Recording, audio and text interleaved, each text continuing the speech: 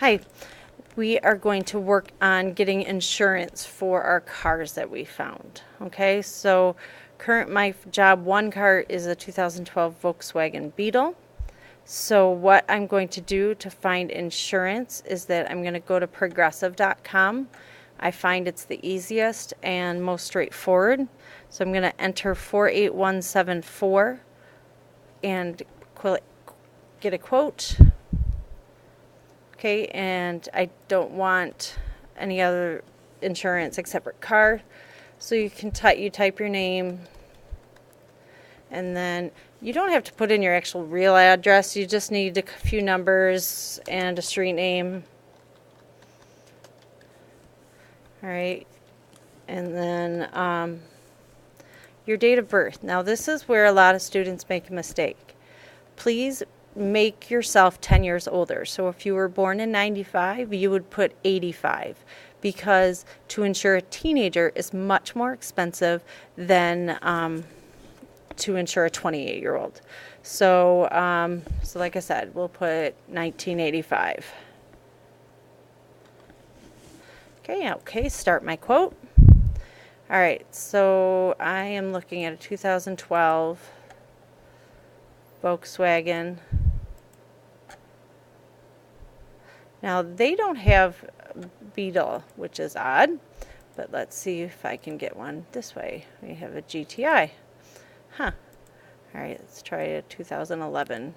Now I'm not sure why they don't have the Beetle. So if that is the case, then you may want to choose a different car, if it doesn't come up. So let's look at my job 2 car. And my job 2 car is a Ford Escape Hybrid. So let's see if I can get that. All right, so it was a 2012 Ford Escape Hybrid. Maybe that one. All right, I'm going to add that vehicle. Now, you can't do both at the same time. You need to do 2 separate things. All right, so I'm going to click next. All right, so body type, I'm going to go back to what I printed out from either AutoTrader or Cars.com. All right, so I have a 2.5 liter 4-valve. So I go back to my insurance quote. So SUV. Oh, I gotta find out if it's a 4x4.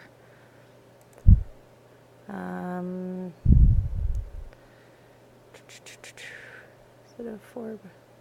Front wheel drive. Nope. So it is. Oops. Then that's personal. That's how we want it. A 4x2. Okay. So we're gonna own and make payments. Most cars have anti-theft devices. So we'll go. Click that. Now it says, do you need to add additional vehicles? The answer would be no, because again, you got to do 2 separate ones. All right. So for your marital status, please put single, because if you put in that you're married, even if you're married, then it just creates some things that make things complicated. So primary residence is own home. We have a valid license, but please don't put in your social security number. It may ask for it, but you don't have to put it in. So you've been 3 years or more, highest level of education. So this would be my job 2. So I have a college degree. So actually, either job you'd have a college degree. All right. So what is my job? I am in construction. All right. And I will put other construction mining. Okay. Have I moved in the last 60 days? No. Have I had any accidents? No. All right, so do I need to add any drivers? No. All right, so here's the information that I've put in. And so, again, it's asking for a social security number, but please don't give it. All right. Have health insurance? Yes. No. Number of additional residents? Just put 0. Okay? Again, make life easier. Now, you have to put in an email address, but you don't necessarily have to give a real email address. I usually just throw some letters and then put gmail.com at the end of it. It's up to you if you want to put your own. All right, do I have any additional policies in the home? No. Have I had Progressive? No. Have I had Progressive in anything with Progressive? No. Do I have it today? Insurance today?